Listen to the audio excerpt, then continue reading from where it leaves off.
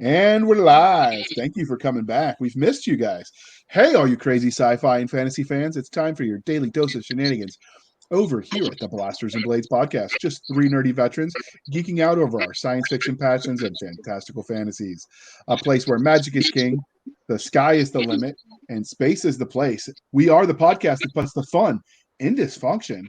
But without further ado, we're going to let our guests introduce themselves. So you will see him on the screen as Ghost 16 Alter, otherwise known as Brandon Yarborough. Can you introduce yourself, please? Yeah. Again, Brandon. Name is Brandon Yarbrough. Went through and came on today and wanted to talk about the series. Thanks for having us on. Outstanding. And you brought your co-host, listed as Ghost 26 Voodoo. Aubrey, can you tell us about who you are to the listeners and viewers at home? Sure, not a problem. First of all, good evening. Thank you for having us once again. I go by Voodoo. My name is Aubrey Wilson. I am a co-producer as well as a astronomy consultant for the project. Oh, astronomy consultant. What's your background with astronomy? You could call it a bordering on obsessive, nearly unhealthy childhood obsession since about the age of 8. Make sure I get your contact information. I might need to get some advice on that too. Who knows? It's always Not good a to have problem. experts as friends. Especially when you're a writer. All right, so the next part of the introduction, dear listeners, how we found them. But so I actually found Brandon through the Keystroke Medium podcast group over there on Facebook. They've got a YouTube channel where they talk all things wordy, and he is one of the routine participants. So we started chatting there, and so he mentioned he had this project coming out, and I knew we had to have him on to talk about it. But before we do that, for both of you, the religion question. I flipped a coin in Voodoo. You are first. Star Wars, Star Trek, or Firefly? The ancient question known only to cause headache and maelstroms in chat rooms the internet wide. I'm gonna have to come out the gate and immediately say Star Wars. My dad has been an absolute fanatic with the Star Wars universe since, I drew breath. And the many fond memories of going and seeing movies with him. So I'm gonna have to say Star Wars, if nothing else, because of the tenure that I have with the series. All right, and what about you, Brandon? Star Wars, Star Trek, or Firefly? See, that one's easy for me. I don't even got to think about it. For me, it's Star Wars all the way. Especially the Clone Wars era specifically.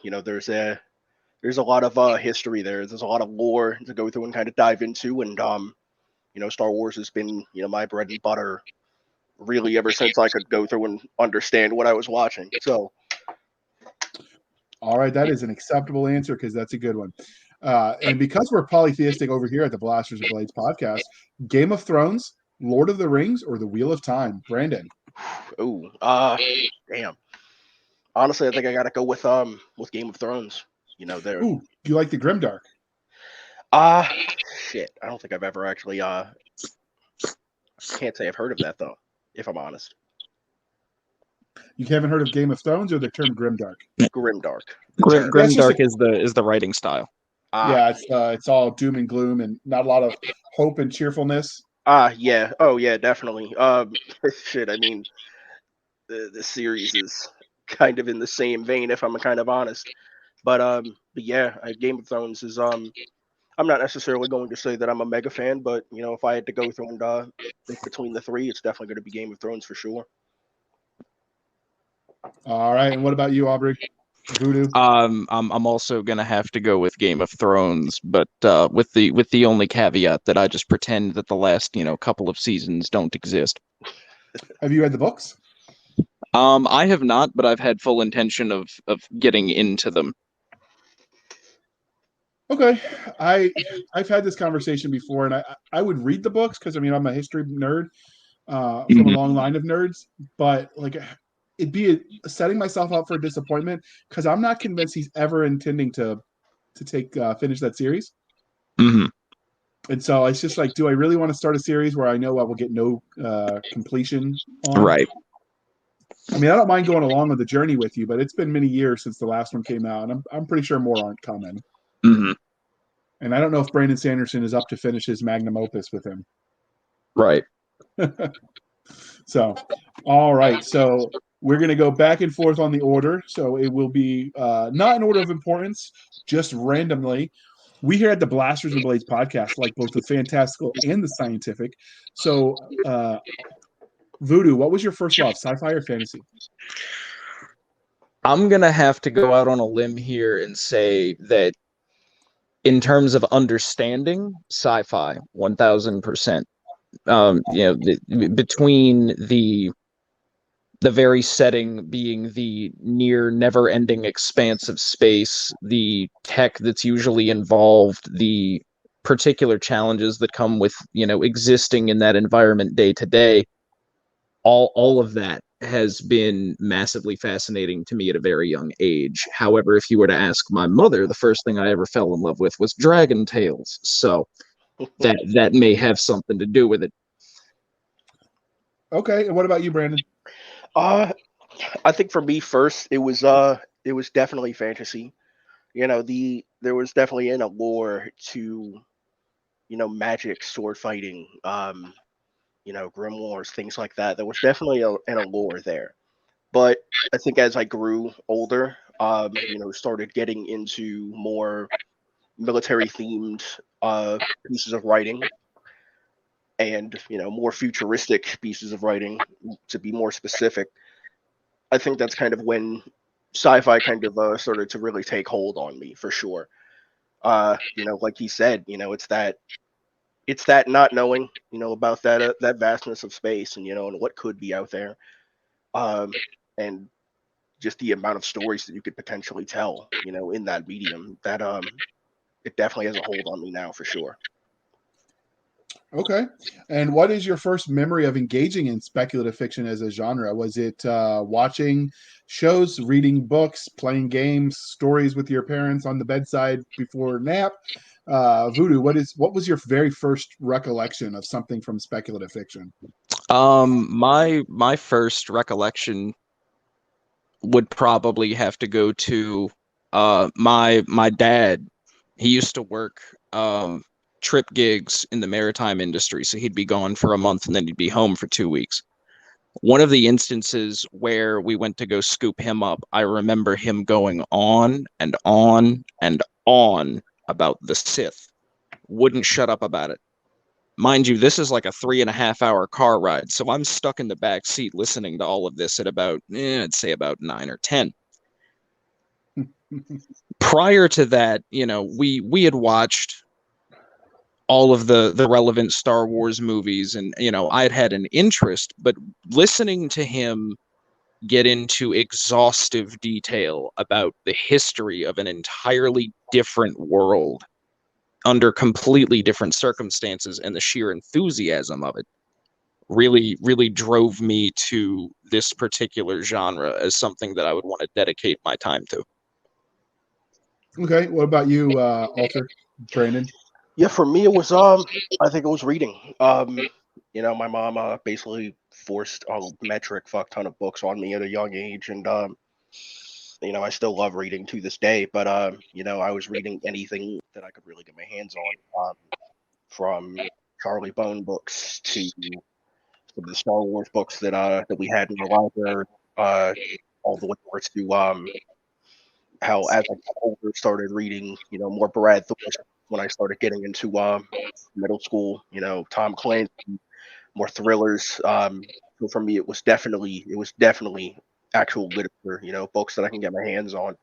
I can't really count to you how many books I probably got surrounding me now. Okay. So how did your love of what is it about speculative fiction, which is the umbrella that fantasy and sci-fi come under? What is it about that umbrella genre that you guys love so much? Voodoo? I'm gonna have to say that the one thing that just tickles that certain spot, and we all know what that spot is. It's that itch. It's that curious, I want to know more kind of itch. And it's going to have to be the sheer adversity that the very spaces that these stories are written in provide, and how individuals in these particular series tackle those adversities. Like, tech advancement, medicine, logistics, things that we look at now and we just see as the norm. In these alternate universes, let's say, they go through and they see a problem, and not only have they found a problem, but they have fixed the issue in such a way that no reasonable person would ever consider to function, and they do it. Then they pull it off, and it works 9 times out of 10. 50% of the time, it works 100% of the time. All right. What about you, Alter? What is it about speculative fiction that you enjoy? For me, it's lore, it's world building, it's being able to go through and speak about this whole other universe that, mind you, doesn't even exist, but speak of it as if it does. And essentially what I mean by that is, you look at Halo, you look at Star Wars, there is thousands upon thousands of years of history there. And being able to go through and find something within that, just millennia's worth of history, you will find something that you like, and that kind of went through and kind of inspired this entire series. Me and Voodoo both, we are kind of what we refer to, as lore goblins.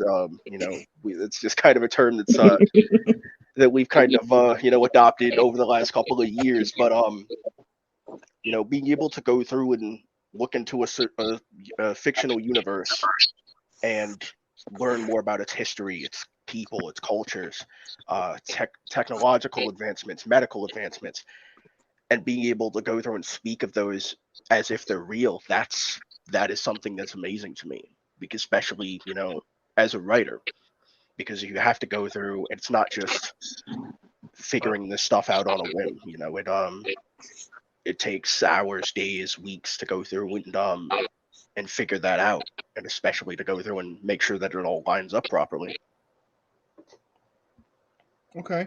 So how did your love of the speculative fiction genre transition into you writing stories that we're here to talk about today in that space, Alter? Ooh, that was easy. Yeah, that's really easy. So I've been kind of writing on and off all my life. And then when I got into high school, I want to say it was either junior or senior year. I don't exactly remember at this point. There's like 6 years ago at this point. But I took my first creative writing class, and I ended up realizing, damn, I really love this. I could go through and do this on a regular. Like, I was writing everything from Tom Clancy stuff to Halo side stories. I was writing everything left, right, and center. Until towards the end of the year, I started working on my own original book that was never necessarily finished, but this series is actually in that same universe. But I think that's kind of where it we started to fall into place for me, where I really started to think that I could do something like this probably for the rest of my life if I wanted to. Okay. And what about you, Alter, Brandon? Oh no, that was me. No, Yeah, you wrong guy. wrong ghost. You got the same avatar. It's messing with my head, man. I guess that's why you're ghost. You're invisible. It's okay. We all look the same. It's fine. But to answer your question, I'm gonna have to say that my draw to it came not necessarily from a writing standpoint so much as an acting standpoint. I spent quite a few years in talented theater. I am a thespian 100%. And then combine that with my bordering on obsessive compulsion to know all things space related. I remember a very distinct conversation between Alter and myself where I believe we were spitballing what the perfect sci. Oh crap. Well, while we wait for him to pop back on, we'll ask you. Can you pick up where he left off about how you guys came to to the series? He was explaining that a little bit. Yeah, we were kind of going through and talking about what would be, in our eyes, what would be the perfect sci-fi shooter. Ah, there he is. He can go through and continue. Yeah, my apologies. Something weird just happened there. I'm back. So we were essentially spitballing what the perfect sci-fi shooter would be, and then the conversation more or less evolved in a way towards this project of his that he had mentioned in passing off and on for quite a while. And he knew that I had a unhealthy obsession with space and that I did acting for quite a while when I was in school, junior high and high school specifically. And that I have a bit of a knack for impressions and different voices and whatnot. So he had asked if I wanted to come on and work on the series. And since then, I mean, it has just been a nonstop roller coaster ride full of dopamine and stress. But I wouldn't trade it for anything. And I think this project has more or less solidified my pull to speculative fiction. All right. What about you, Brandon? How did you transition into the writing stories? I don't remember if we asked you that one or not because I lost my place. I blame Cisca because she's not here to defend herself. No, I think I was mainly writing, on and off, my entire life. It was everything from, Sonic stories when I was a kid, back when I was really heavy into that. And then eventually it kind of shifted into, Halo, shifted into, my own original stuff, stuff honoring Tom Clancy, so on and so forth. And I think that's kind of where I ended up realizing the more I did it, the more I realized I could definitely do this for a while. Okay, so many authors will let their own real life experiences influence the way they tell stories. So, Brandon, were there any specific formidable moments that shape you as a storyteller?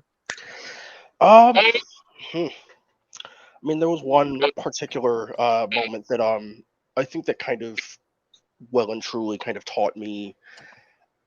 I'm not necessarily going to say humility. I don't know if that was really the right word. But a few years ago, I want to say I was either still in high school or shortly afterwards. I don't actually remember specifically, but at one point, we were going through. I was doing a hike with my sister and her then boyfriend at the time, now husband, and their best friend. And at one point in time, this was like a 10-mile hike. I've been on hikes before at this point, uh, but I'd never gone on one this long. Went through and kind of went through. We're going through and we're walking. We end up meeting with a couple other people on this trail. So we sit down, talk with them for a little bit. And as we go to go through to move out, I go to stand up and take a couple of steps, and then I realized something was wrong. I took one more step, and then my legs just gave out. It was muscle failure as far as I can tell, and it hurt like hell. And I think having to basically be carried out of a forest basically in the middle of the day, it kind of, number one, it teaches you a little bit about yourself, and it kind of also goes through and teaches you, at least from a writing standpoint, in my opinion, it's kind of taught me to, write characters that are vulnerable. Some characters that, you know, they are badasses, but at the same time, to be able to go through, and I think in order to be able to go through and write vulnerability in certain characters, it certainly helps to have felt vulnerable just in your everyday life, especially physically. Mentally, everybody's been there at some point, but physically, it kind of messes with your head a little bit. But it does teach you a little bit about yourself. Okay, and what about you, Voodoo? Were there any specific moments that shape you as a storyteller? I I would have to say that the key moment, or one of the key moments I should say, that basically turned me from just a fan of the genre into someone that is in the content making process would be not only obviously conversations that transpire like, hey, this is what I'm doing, and that little light switch flicks on in the back of your head and you think, oh, that's really cool, I should probably get in on that. Everybody has those little moments, but the key one for me would be, if you happen to recall, the last solar eclipse that occurred, the one that got massive media coverage, the last total eclipse that occurred. I remember it was during the COVID lockdowns. Yes. I, in my infinite wisdom, had gone outside to see this happen. Mind you, I live in the deep south, so we didn't get a total eclipse. So no glasses either. So I basically had to sit there and like tighten my fingers around my eyes so that I could see just enough of the sun to see what was going on and not enough of it to blind myself. And it was definitely an ordeal. Probably wound up seeing dots for hours. I don't remember anymore. But having that actual experience with astronomical bodies, it hits something in me where I'm like, I don't just want to enjoy this kind of stuff, I want to make this kind of stuff. Okay. So normally we would ask you both about your body of work, but this is your first published work. So this one, either one of you can answer, or both of you. But we're going to talk about Reentry Lone Wolf, which is the first episode in your series of YouTube videos that you guys are creating. So how did you come up with the idea for this series? Okay, so I think all in all, like overall, what ended up happening in order to kind of get to where we're at now, uh, it was me and a couple of my friends. We were chilling at an Xbox Live party. We were all kind of talking about our craft. Myself, my writing. One of our friends does music. Another, does artwork. We were all kind of going through and talking about how certain things overlap, within those crafts and creatively at least. And at that time, I was actually working on just some Titanfall, fan fiction that I was working on at the time. And mind you, this was like 2 o'clock in the morning. Went through, something, a light just went off in my head. Something told me, turn this into my own universe. So I went through, sat down, grabbed my notebook. That, mind you, at that point I hadn't looked at within a couple of years. And just got to it. Next thing I knew, it was 6 o'clock in the morning, and I essentially had the basis for an entire universe on my hands. But skipping over a few months, kind of had the idea for a prequel series to Snowfall, which is going to be the first animated offering within this universe, and this kind of came to be when, at that point in time, I just stopped listening to Halo Hunt the Truth for probably the millionth time, because that's just a great piece of work. Probably one of the only good things 343 did, in my opinion, but that's besides the point. Stopped listening to that, and I was just like, damn, I want to go through, do a prequel that kind of explains a little bit of this universe, explains why certain things are the way they are, and just really be able to go through and establish this universe a little bit before we decide to go through and jump into something animated, because something animated was going to go through and take a while. But so we wanted to be able to put something out that people could go through and and listen to, and start to learn about and hopefully love. So that way we can go through, build a following before we decide to start sinking money into something that's going to be, probably going to take thousands of dollars to do. Well, the good thing is crowdfunding is a thing, so maybe you could help alleviate the cost. But Voodoo, how did you get involved at that point? So if the idea came from Brandon, what was your role and how did that happen? So for a little bit of context, Alter and I have known each other for well over a decade.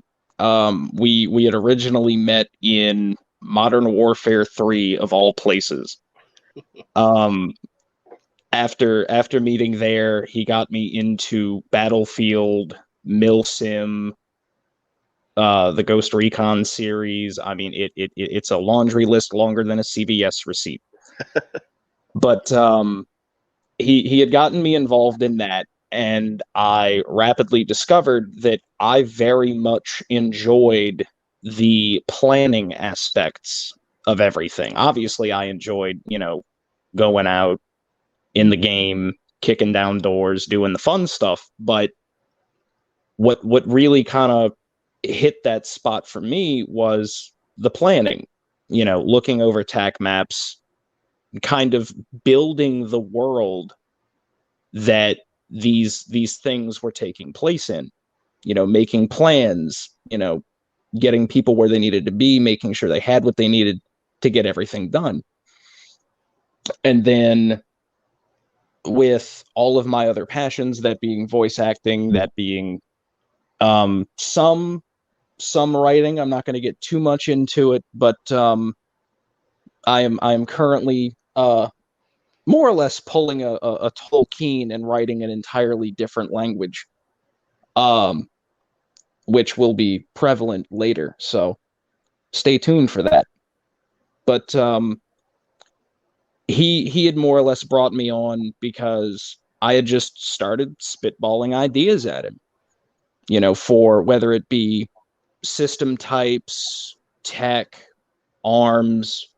I mean, it started and it hasn't stopped. Yeah.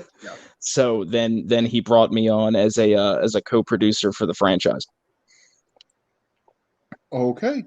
And we're going to pause before we dive deeply into this series, where we're going to shamelessly shill for the man.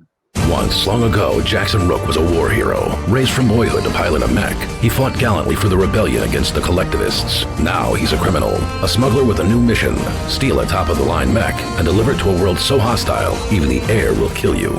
In the smuggling business, it's best to take the money and ask no questions. But when the client runs roughshod over the planet's citizens, Rook must look deep inside and see if the heart of a warrior still beats within.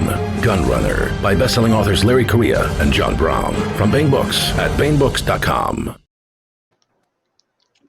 All right, so that's we appreciate your sponsors, Larry Correia and John Brown. We won't make the jokes about you and John, I promise, not this time.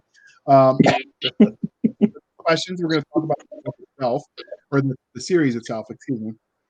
And so either one of you can answer, or both of you chime in. Sorry about that. Often I didn't think you wanted to hear it. All right.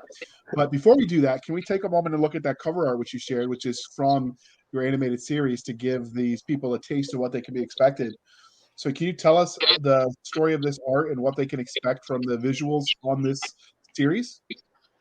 Yeah. So technically there's not much we can really say about this. We kind of agreed on this beforehand, probably like a week ago. Like, we can't really say too much about this unit. One thing that I can say is that this particular unit, whenever they show up, it will be terrifying. One thing that we're really trying to, that we both really agree that we want to try to go through and do with Reentry as a whole is we want to go through and represent special operations and just the military properly. Granted, a lot of series go through, Galaxy's Edge especially has done that extremely fucking well, at least in my opinion. But I think me and Voodoo can both agree there are a lot of sci-fi series out there that do not use certain units properly, at least in my opinion. So we want to go through and have it to where, special operations are represented properly.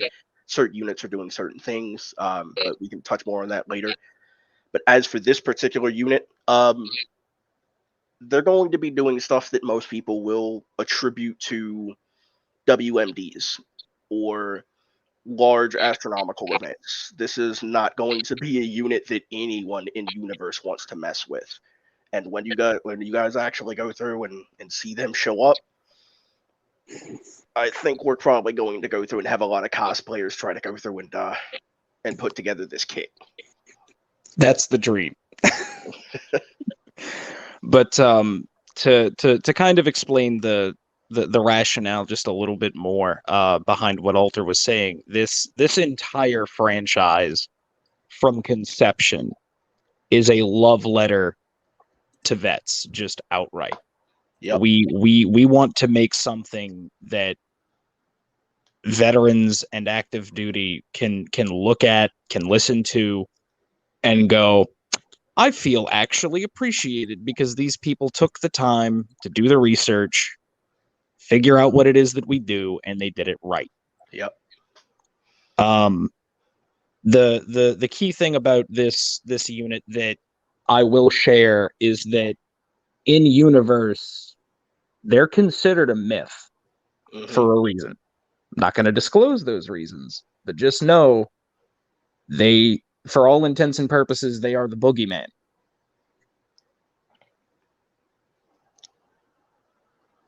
Okay.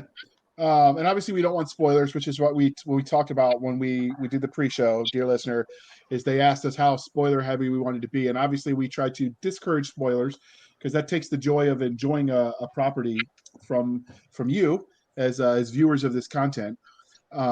So we'll move on to the story itself now. So what would your 30-second elevator pitch for this series be? Ooh, okay. If we're talking Lone Wolf specifically, if I had to go through and kind of just go through and just shotgun it to somebody in an elevator, I don't have a whole lot of time. Lone Wolf is essentially about a woman that comes from the most dangerous special operations team in existence, which, mind you, happens to be the same spec ops team that this particular artwork comes from. But she comes from the most dangerous special operations team in existence. But that doesn't necessarily stop her entire team from getting killed. So from there, she goes through and she takes a mission to go through and find the people responsible for going through and getting her team killed. And that leads to a lot of conflict. It leads to some heartbreak. It leads to 4 space orphans being adopted at some point. But yeah, this series is going to be like Voodoo said, it's going to be a love letter to veterans. Things are going to we're wanting to do things right. We want units to do their specific jobs, and we want to be able to portray that special operations psychological profile properly. So I watched the first one, Lone Wolf, and it was sort of a unique mix of what I would call like a fireside chat that they used to do, the audio dramas on the radios from pre-television era. Mm-hmm. But it also had the visuals in the background. So will that be consistent throughout the series, or will you develop more of an actual animation with it in the future? Yeah, so the idea is for Lone Wolf specifically, a lot of those visuals are kind of going to go through, and that's kind of going to be the norm for Lone Wolf specifically. This Lone Wolf is just going to be strictly audio. We will have some scenes animated in the future, probably like 2 or 3 minute scenes, but not full episodes. Once we start getting into Snowfall, which will be the first fully animated offering in the series, all of that is going to be animated. And we're also hoping that the last episode for Lone Wolf is going to be animated, but we'll see what happens as time passes. All right. So before we continue, I'm gonna tell you, dear listener, that we hear all the time people complain that they don't feel like Hollywood, the entertainment industry, understands them, the average person, and that they always complain that the stories suck because they harp on nostalgia because it's a guaranteed sale instead of telling new stories that are fun and creative and sort of hit that zeitgeist. So if you like that, if you like those ideas, and you're one of the ones like me who complained, then give this a shot because new creators, I mean, none of it's going to happen if you're not willing to take a chance on it. So that's my homework for you, dear listener. Links will be in the show notes. Give it a listen. It's 24 minutes, I think. you got time. Listen to it while you're driving your car, mowing your lawn. Don't watch it while you're driving your car, though. That's bad. But anyway, so we give don't it a condone shot. that. So no viewing and driving. But so my PSA being done, what do you think makes this series, the Reentry series, special? I'm gonna go ahead and jump in here if I may. I think the key thing that makes Reentry in and of itself special, and this is to kind of, I guess you could say, piggyback off of the Hollywood zeitgeist comment that was made earlier, is that we, as in Alter and myself, we have obviously seen the trends of Hollywood. We have seen the trends of larger budget studios that tend to cater a little bit to the average, to the mundane, and we decided to hit the 180 and just go in the polar opposite direction. Because this series, while you will find qualities of the everyday, you will find the Joe Schmo. You won't find the Joe Schmo directly. You will find the humanity in these characters of your own volition. This is not something that's going to be plastered out front and center. This is something that you have to pay attention to these people, to these stories, to really understand the similarities between some of these characters and your average listener. But in every story like that, I feel that the payoff is much more rewarding when you find these similarities with these complex characters, as opposed to something that's just written and tailored specifically for the average consumer. Okay. That is a acceptable answer. So now let's ask the Doc's favorite question. So I had to leave it in there for her, even though she couldn't make it today. Kids and parenting and all that nice stuff. But which tropes do you feel like Reentry Lone Wolf hits the best? Ooh, I like that. So honestly, I think what people are probably going to love the most about this series, outside of potentially the storytelling, is primarily going to be the depth, number one. And when I say that, I mean there's going to be a rich universe that people can go through and dive into. You are going to find something that you enjoy. It will be impossible to find something that you're not going to like. But I think another thing that people are really going to enjoy, especially, like we said before, any veterans listening, we're going to try our damnedest to do justice to how we feel that special operations and really just militaries in general should be portrayed in a sci-fi universe. Say for example, all of us here like Star Wars, right? Basically, this is something that me and Voodoo have kind of talked about on and off before. And as much as we love Star Wars, we feel like a lot of the units within the series aren't necessarily used properly. Take Death Troopers, for example. Every time we've seen Death Troopers over the last few years, they've always been used in a PSD role. And for anybody that may not know what that means, that essentially means personal security detail. You're basically over glorified bodyguards, which, granted, yeah, that is a mission set of special operations, but that's seemingly been the only thing they've done in Rebels, in Rogue One, and that's, to us, that's kind of heinous, because as far as we can tell, that unit was based off of SAS, so they should realistically be doing more direct action, more covert stuff, and also in the same vein. Oftentimes we see ARC troopers probably being used where Republic commandos should be used, and I think the Citadel ARC was probably the most heinous offender there. They sent in 4 ARC troopers and 3 Jedi in to go through and conduct a hostage rescue.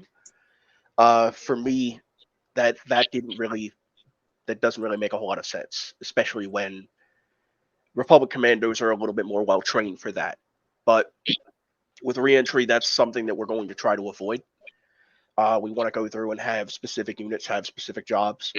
And granted, you're still going to have some overlap there. That overlap's always going to exist, but we want to be able to go through and portray that as best as possible. Right. So on the subject of tropes directly, the only thing that I can really say about Reentry as a whole is that in regards to tropes, this is a if you like mystery, if you like not knowing all of the answers, if you like a good revenge story, this is definitely going to fill in all of those slots for you, because hell hath no fury. You can fill in the blanks. Yep. Basically, Black Ops in space.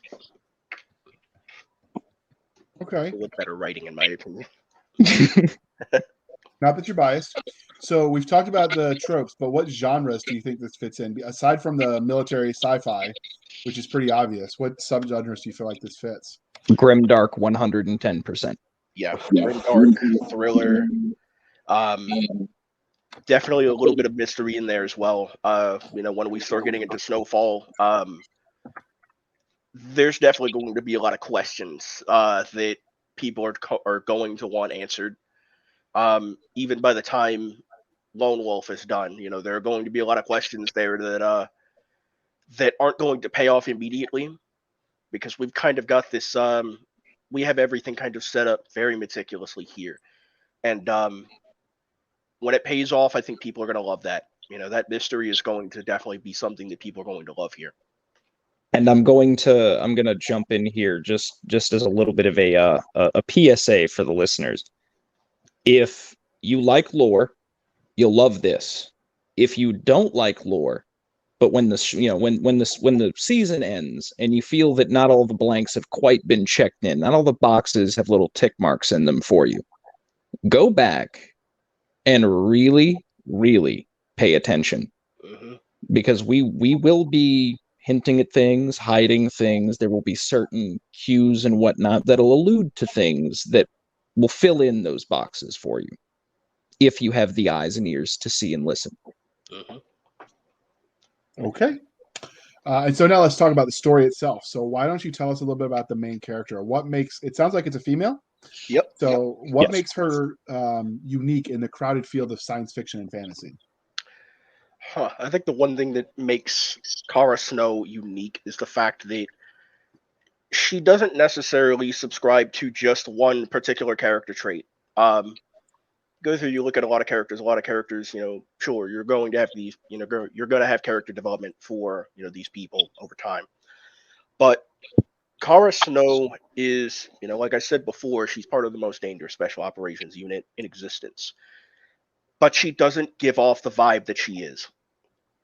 She is a caring person. She is somebody that you genuinely would want to go through and probably spend, go through and spend a night at a bar with. She is the kind of person that she cares about those around her, and she is great at showing that, and that's something that's actually going to go through and pop up in the second episode. But she can be vulnerable. Again, she's dangerous, but she can still be vulnerable when she needs to be. But at the same time, she could use that vulnerability to her advantage. She can go through and feign essentially being a wounded wolf, for lack of a better term. You go through, you get too close to her, though, you're probably going to die. But Kara Snow is going to be the one character that I think a lot of people are going to really love by the end of this series.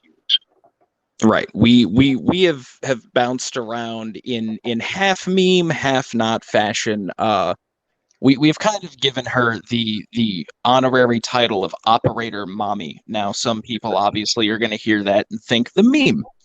Well, it's both the meme and it's not, because while, yes, it's a woman in full tech gear, people are going to feign over it regardless. Internet, we know.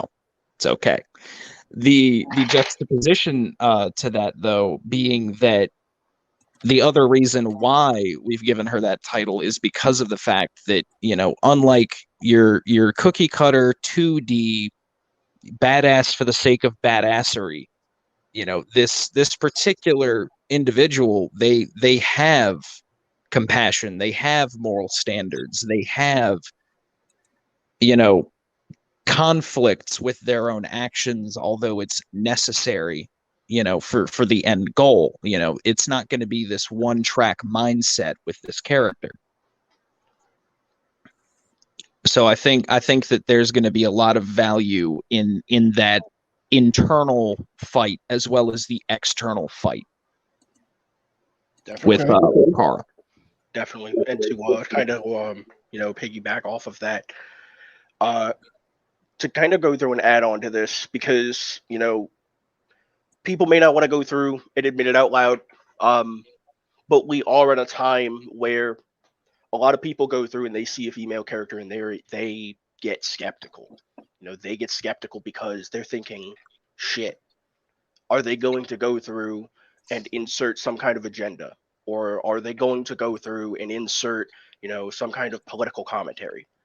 I can promise you right now, hand to God, we are not going to do that here.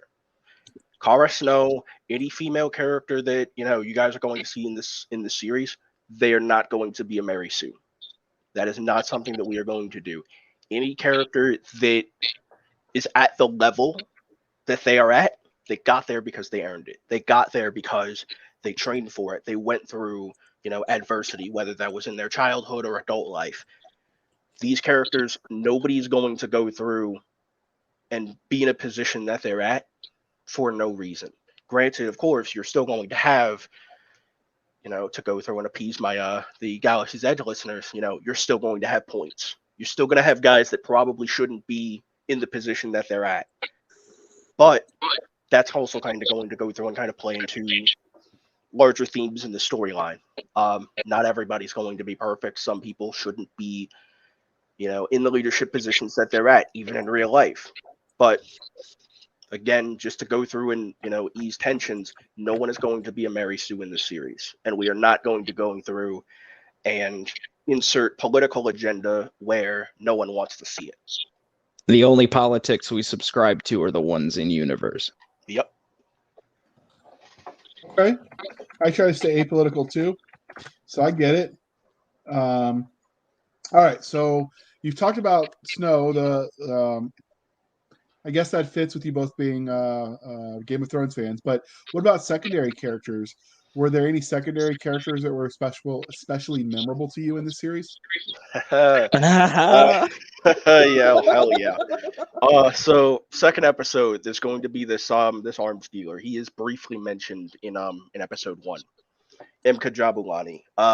Not going to say too much about him, but this guy is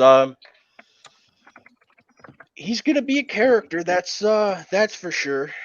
He's gonna be the kind of guy that he's a cool dude, but crossing him isn't exactly something you want to do. But side character wise, outside of him, we've got a lot of characters in this series that we genuinely think people are going to love on both sides of the aisle, just good and bad, though good and bad is kind of going to be subjective in this universe for the most part. But side characters, there are definitely going to be quite a few that people are going to want to keep their eye out. But at least for now, Imka Jabulani is the one you want to go through and listen for. Okay. And when you talk about both sides of the aisle, we want you to know that there's the right camp and the wrong camp people. There's people that put pineapples on pizza, wrong, and then there's people that don't, right. So there is good and evil in this universe. So just so you understand things. But I won't make you guys commit to which heresy you're part of on that one, because Doc's not here to torment, so it does me no good. But now we've talked a little bit about the main character. We've talked about your favorite secondary character, and obviously that could change as you write further into the series. What about bad guys? Is there any bad guy that the characters have to confront without giving any spoilers? Ooh, that's I don't think we could talk about him without giving a spoiler, can we? Yeah, no. Yeah, we can't do that. Granted, I'm going to go through and at least briefly mention Raven. That's kind of going to go through and play into the the espionage angle that we're kind of playing into with this entire series. That espionage and mystery angle. Raven is definitely going to be a pain in Kara's ass for the entirety of Lone Wolf. Can't say much about it because if I so much as even say a sentence about him, it's probably going to be a spoiler. But Right. yeah, bad guys are going to be very interesting characters in the series, and quite frankly, I think everybody's going to go through and love them. So I'm gonna jump in here just a piece. Alter may get a little upset with me later, but you know what? For the sake of the fans, I'm willing to bite the bullet. Some individuals that you are definitely going to want to pay attention to, especially in season 2, which is going to be the fully animated offering. I will not give you names of this particular organization of people. I will only give you a sentence of their language. This is for the Tarung Salva, or Tongues of the Chosen. Alter? Hello, Fitbarum. Well, I'm actually not mad at you about that one. Them we can actually talk about without spoiling anything, because there's nothing really major going on. At least just yet with them. So what he just basically mentioned. Obviously, this is a language that does not exist.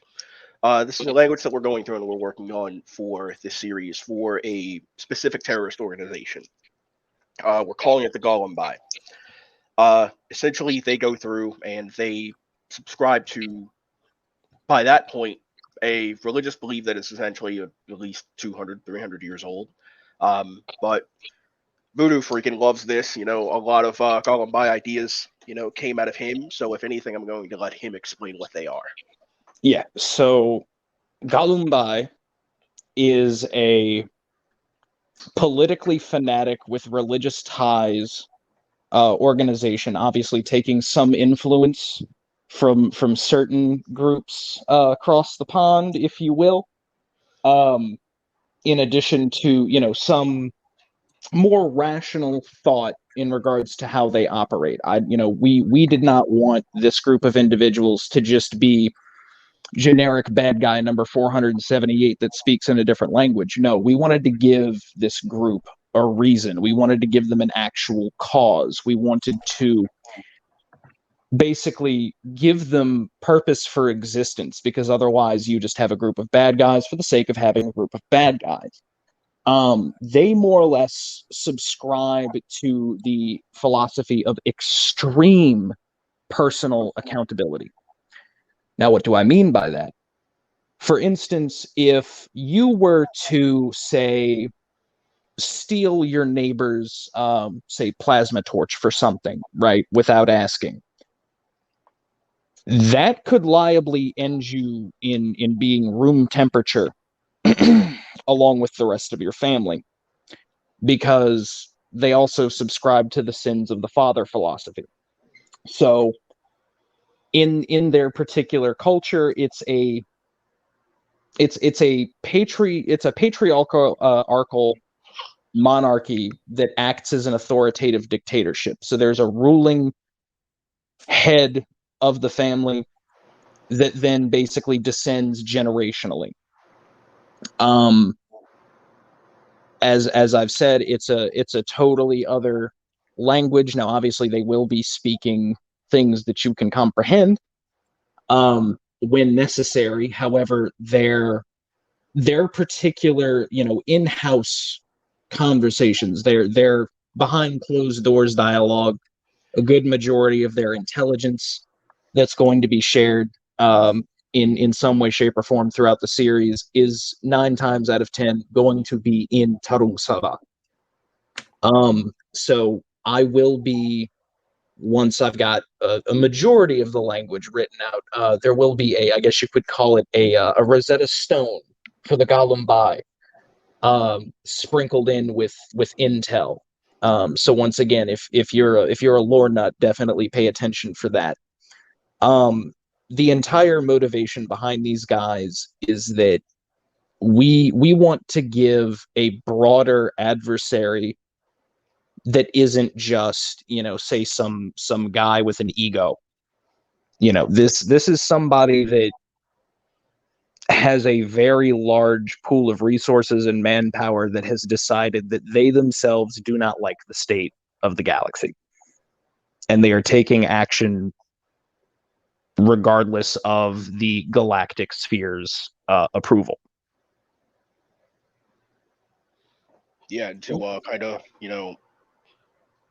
expand on that a little bit, where we mentioned that, good and bad isn't exactly is going to be subjective in the series. Gollumbai is absolutely bad. Gollumbai is the exception. Yeah, they are essentially the only exception. And to kind of go through and I guess expand on that, this is not a spoiler, by the way. This is just general information that's out there right now. Essentially, and mind you, Lone Wolf will also be expanding upon this as well. But the state of the galaxy by this point in time is essentially the governing body, which formerly named ISEP, International Space Exploration Program, ends up going through, and they essentially already run the galaxy by this point. They're the entire galaxy's government by this point in time, for the most part, especially in Kaleidoscope, is essentially ran by this government. And essentially over time, they decide to, ISEP realizes they don't really have as much power over the people of Kaleidoscope as much as they'd actually like. They don't have as much power over this entire star cluster, as they think that they should. So eventually they wind up realizing that, and they start implementing laws, sanctions, so on and so forth. They're tolerated at first, as most things are. But over time, people wind up realizing, what they're trying to do. Civilians rise up, corporations rise up, PMCs rise up. Next thing you know, ISEP goes through, and they restructure as DICE, which is the Department of Interstellar Security Expeditions, which is essentially at this point the de facto standing military in the Milky Way. They go through, they start using their military as a police force. People end up getting killed. People end up getting forced out of Kaleidoscope, and next thing you know, there's a war on your hands. So, and granted, while it definitely sounds that DICE are definitely the bad guys in the beginning of the war, over time, opinion is absolutely going to change. It's not going to be as black and white as a lot of people want it to be. Okay. That's a lot to think about. So, as creators of content, tellers of tales and stories, we often do unspeakably horrific things to our characters. So, if yours ever met you in a back alley and they knew that you were Alter and Voodoo, the creators of their torment, how do you see that interaction playing out? Oh, no. Oh, no. See, here's the thing. That kind Pick of your depends poison. on that kind of depends on which character is staring me down. Because if it's an adopted orphan with a short sword and a pistol after her no, let me stop myself. Yeah. Can't say that. Nope. But that character, she'd kill me straight up. Kara would probably at least conversate with me before killing me straight up. Imco would probably pay me, given the fact that, I'm the reason the dude's making money, but other than that, a lot of these characters would probably kill us outright. Right. I think that in my case, like Imka, I may have a pass. I might have a pass. Mm-hmm. Anyone else? No. Yeah, that's a different story. James Morrison, I would have a pass. Yeah, James Morrison, Thomas Knight, they're fine. For a few days at least, they'd give me a head start. Look, as long as there's not a brunette in a back alleyway, I should be fine. But we'll see. Okay. And since we talked about characters, do you guys have a favorite character archetype to write into stories? I do, but I'm gonna let Voodoo go first on this one. So in regards to myself, my personal favorite right now is Imka, because to be totally transparent, I'm doing the voiceover work for Imka. I had quite a hefty hand in his design of his personality. So he is more or less the person in the role that I would want to see. So I'm quite fond of our oh so wonderful, overly connected arms dealer. Yeah, I think for me, archetype wise, I think it's always kind of been, and we were kind of talking about this in Messenger earlier, but I think it's always kind of been that kind of character that is a badass, but a lot of people go through and, not necessarily underestimate, but they just don't exactly see that in that person. I don't exactly see it as underestimation, especially not in this universe. masking of it. Yeah, especially not in this universe where anybody could be an operator, anybody could be a vet. But it's definitely that character archetype that they're a badass, but it's not explicit. It's Right. not the dude, with with scars on his face carrying a fucking K bar. It's the dude that you look at and he's done some hitter shit overseas. But it's those characters like Kara where she's concealed carrying, yeah. She's got a tomahawk on her, on her hip, yeah. But you're not going to think that she can take out a room full of tier 1 operators solo. You're not going to think that with her. You're going to think, okay, this is just a fit 20-something-year-old woman, who probably has some firearms training. Maybe her father was a PMC at some point, but you're not going to think that she's the most dangerous operator in the room at all times. Right. So I apologize for not totally understanding archetypes for a second. I apologize. It's been a long day. The thing about Imka that draws me to him as a character is the sheer meticulous nature of Imka, because at the end of the day, you have to be very, very smart and very, very careful. The ones that get caught end up dead. It's he knows how to play angles that most people don't even recognize that are there. He is the type to say you have a deal with him, right? He is the type to invite you to a bar, sit you down, have a couple of drinks, discuss terms, do the deal a couple of days later.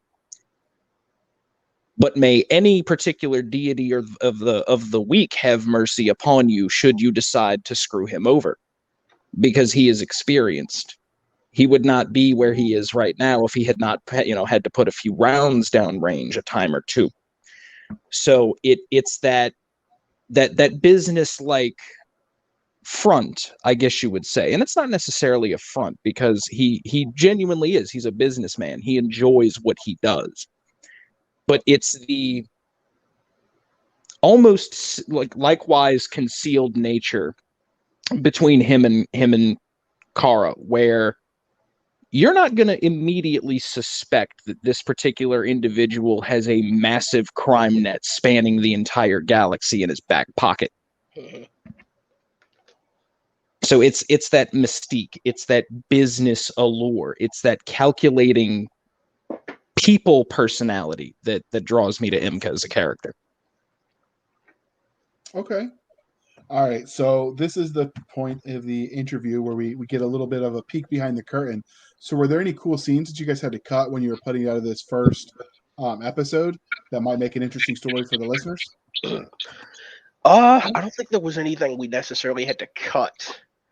I know initially there was one scene that I kind of wanted to go through and implement, and if anything, I wanted to actually kind of go through and have it to where it was animated.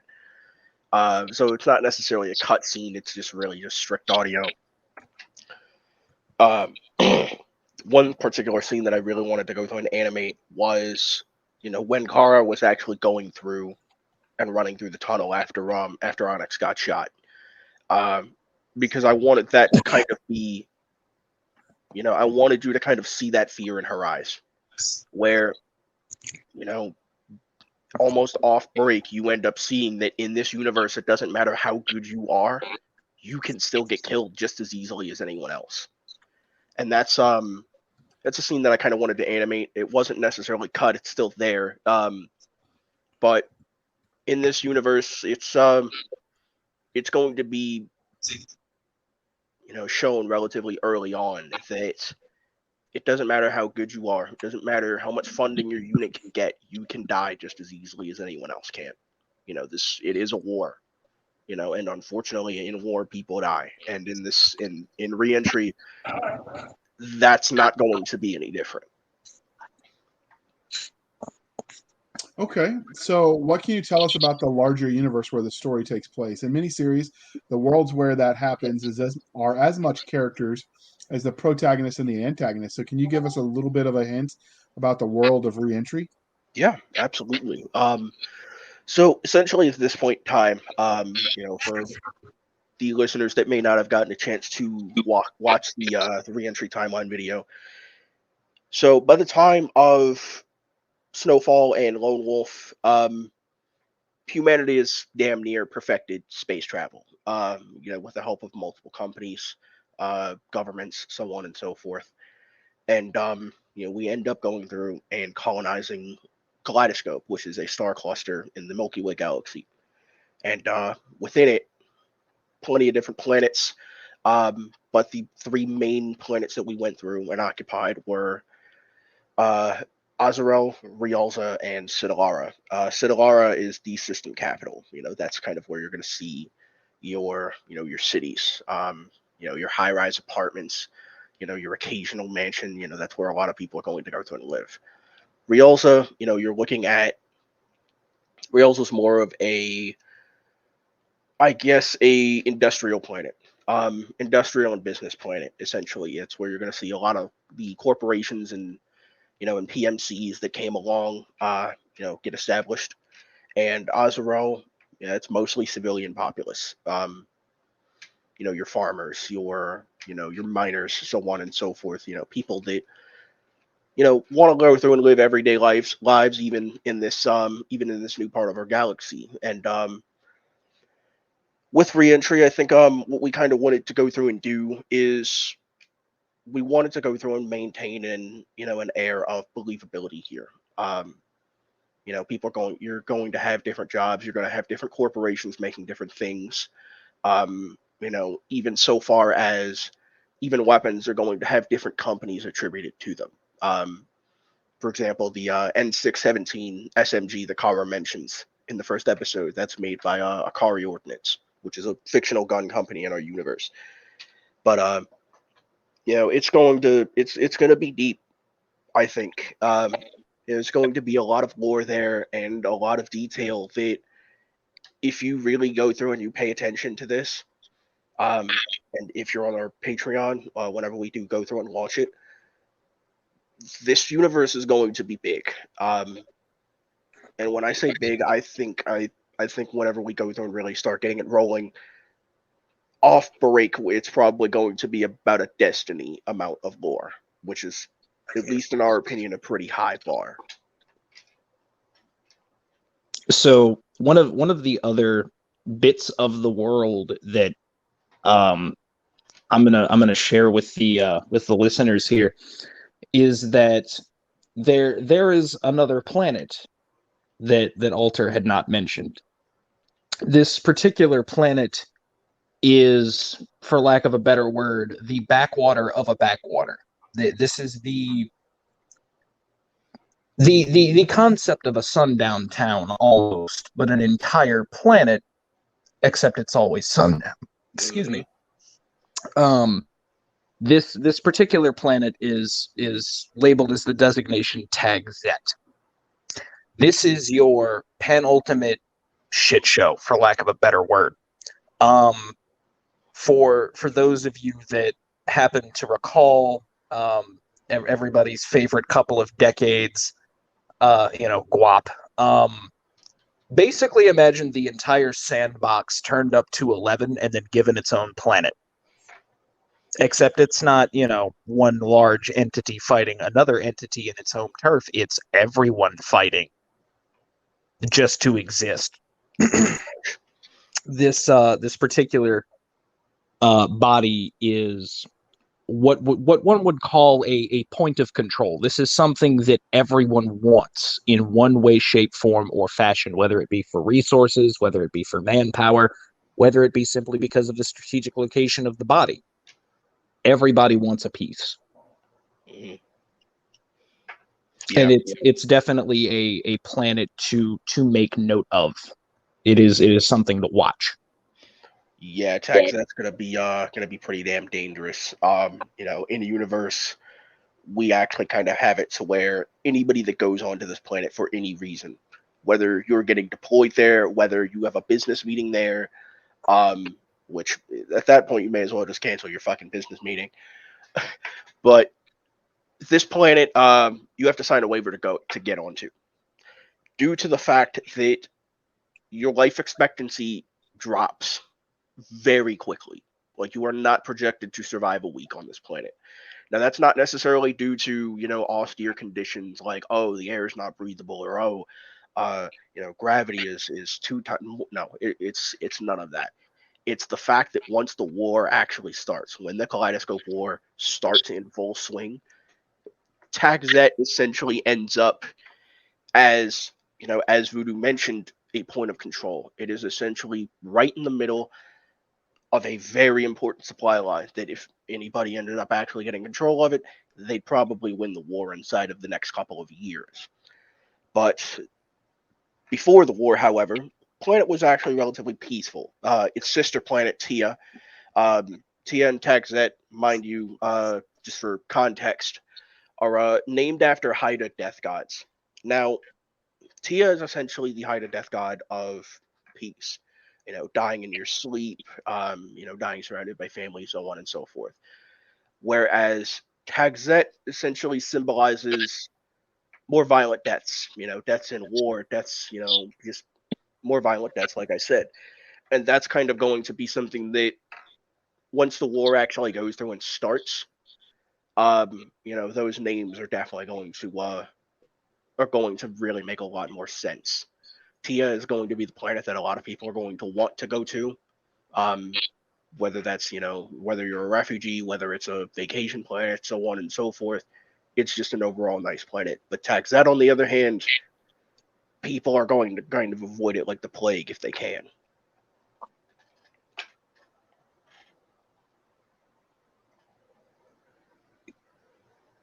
Helps if I unmute. So re-entry Lone Wolf is clearly part of a series. I know because you told us and it said so on YouTube. So what can we expect from this series?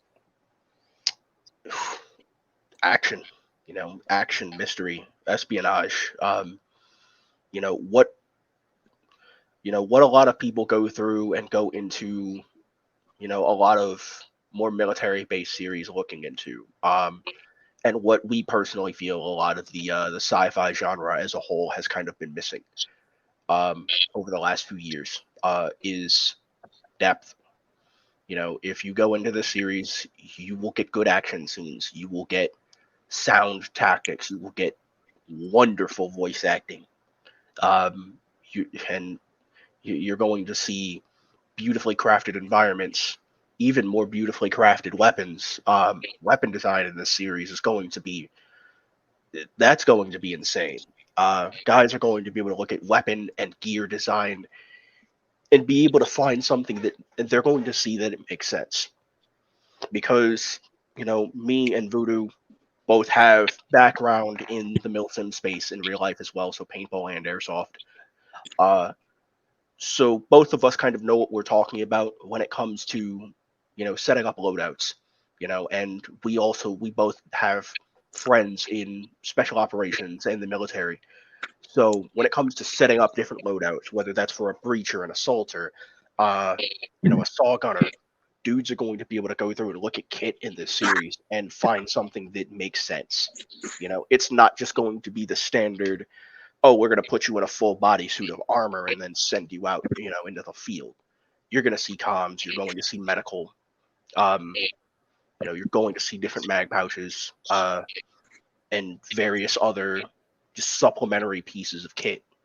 Like this series, if you want realism in the military space, you're going to get that, and if you want to see just badass action sequences, you're going to get that. And while the tactics are going to be sound, there is still going to be some sci-fi flair there.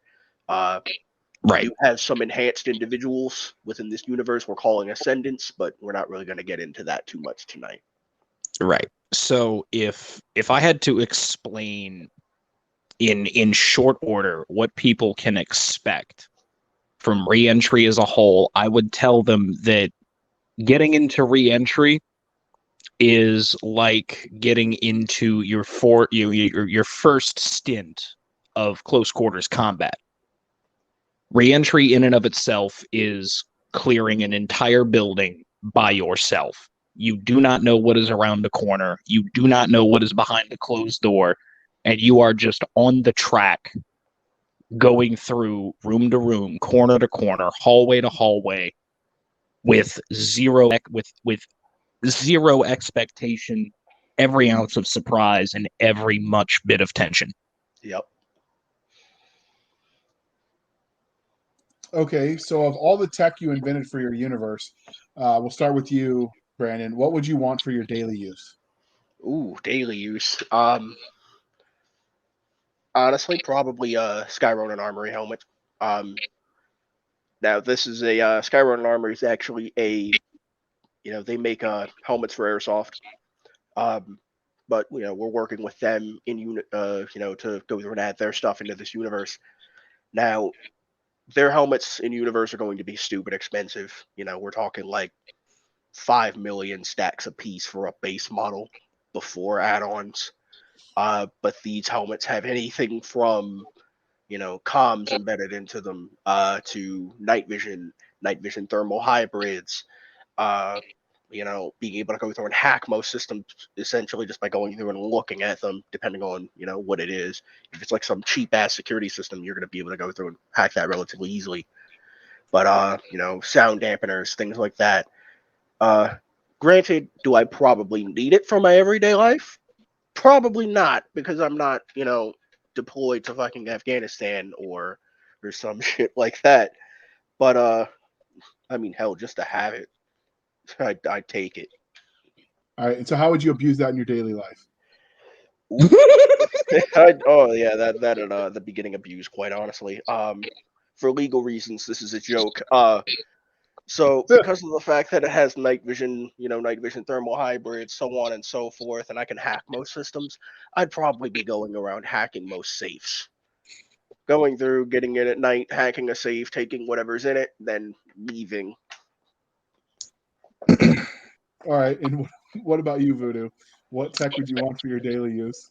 So for me, and this is kind of a spoiler, kind of not. This is something that was purely cooked up in my morbid portion of my brain. It is known as a Schwarzschild device.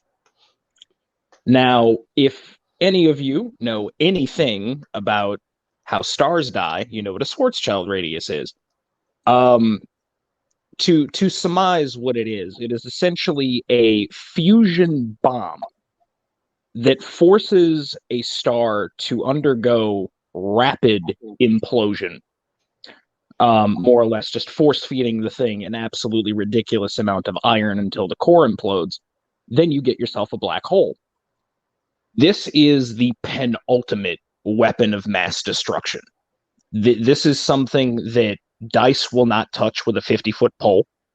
This is something that other factions won't even touch. Like, you know it is absolutely worth its salt when not even your local terrorist group refuses to even look at the thing.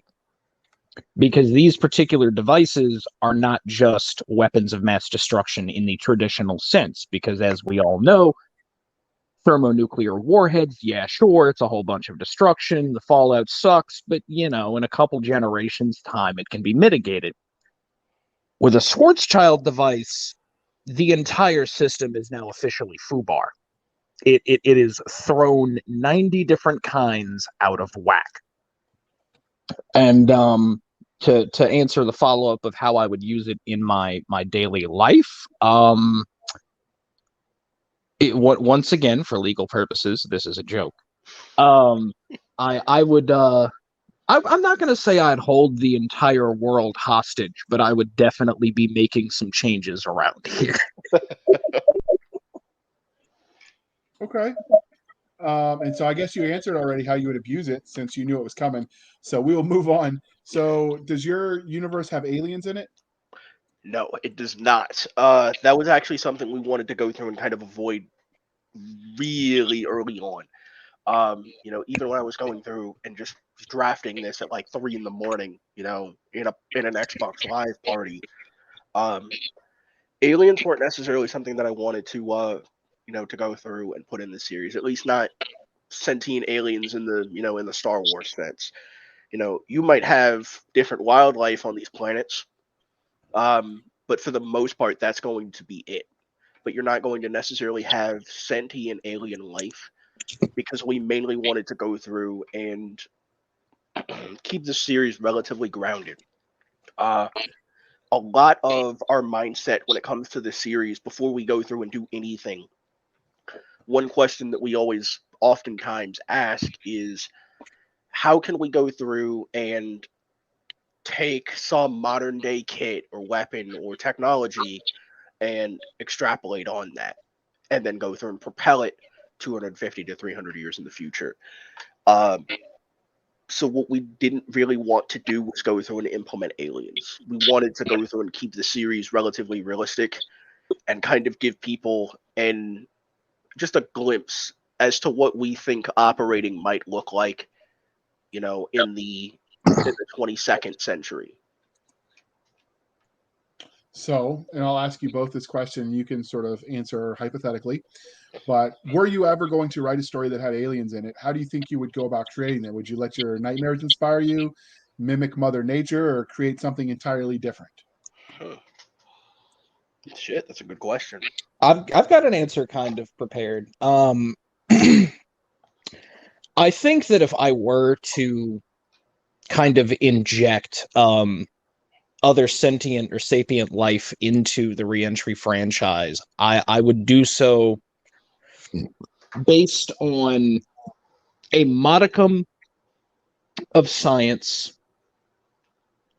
combined with a little bit of reason. Obviously taking things such as the Fermi paradox into account, which is the statistical impossibility that other sentient life doesn't exist due to, obviously the sheer vastness of the universe as a whole.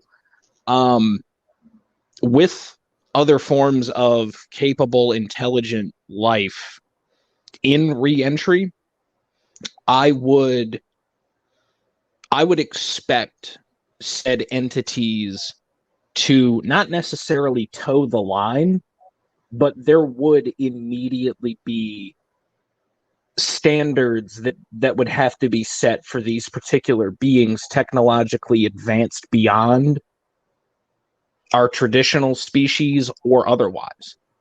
Because if, you just let an alien species run amok, then congratulations, you now have a hyper-developed other form of sentient life. Praise our alien overlords. All right, so first off, the Fermi paradox has been solved. We know that aliens are real. If you watch the History Channel After Dark, you know it was aliens that built the pyramids. And I don't know what other proof you need. So clearly aliens are real. But jokes aside, clearly the interview is winding down. So is there anything about Re-Entry Lone Wolf that we didn't ask that you want to tell us before we wrap up? Probably that one thing that we're definitely not going to be doing with the series is putting out release dates prematurely. We don't believe in that. When an episode is ready, it's ready, and we'll tell you when it's ready. we'll give you a release date then when we're confident that we can go through and drop it. But one thing that I can kind of say is that there are definitely some things hidden in there, and if you listen hard enough, by the end of the the last episode, a lot of it is going to make sense. Okay. All right, dear listener, this is the part where I remind you that to please be kind and speak your mind on the reviewing platforms. Your reviews help the right readers find the right books, or in this case, entertainment YouTube videos, fireside chats, however you want to view it. So do the thing. And over on YouTube, that means clicking the like button, following, sharing, subscribing, doing the things, and they will appreciate it. It does help people in the algorithms over on YouTube as well. And eventually they will expand out of YouTube as a platform. But for now, that's where they're getting their start. Are you guys going to hop over to BitChute as well, since that does video sharing? I can't say I've heard of that platform, if I'm honest.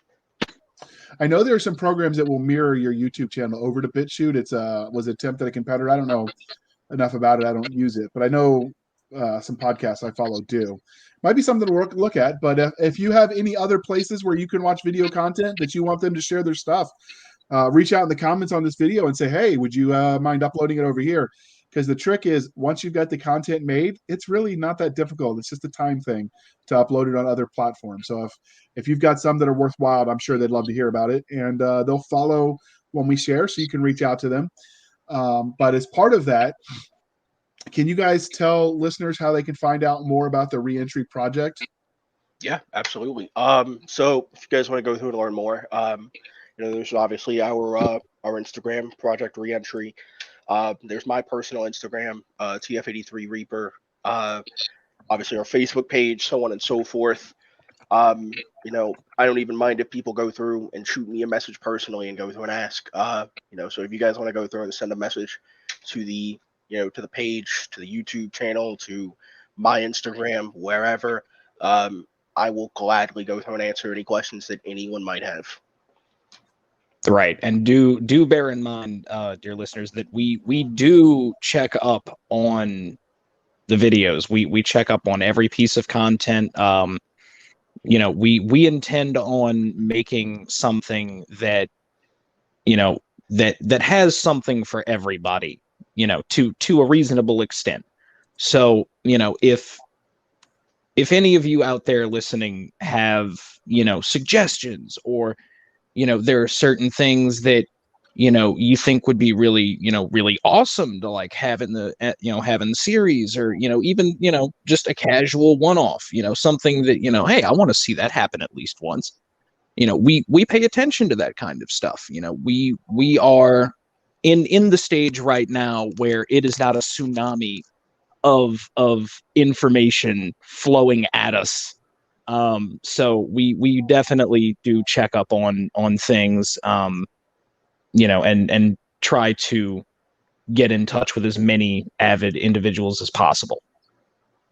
Absolutely. And even when by the time this is released, our Patreon should be active by then. We'll also be going through taking taking any suggestions or messages there as well. And by then, there's going to be hopefully a decent bit of content waiting on that Patreon for you guys to go through, check out, and dive into.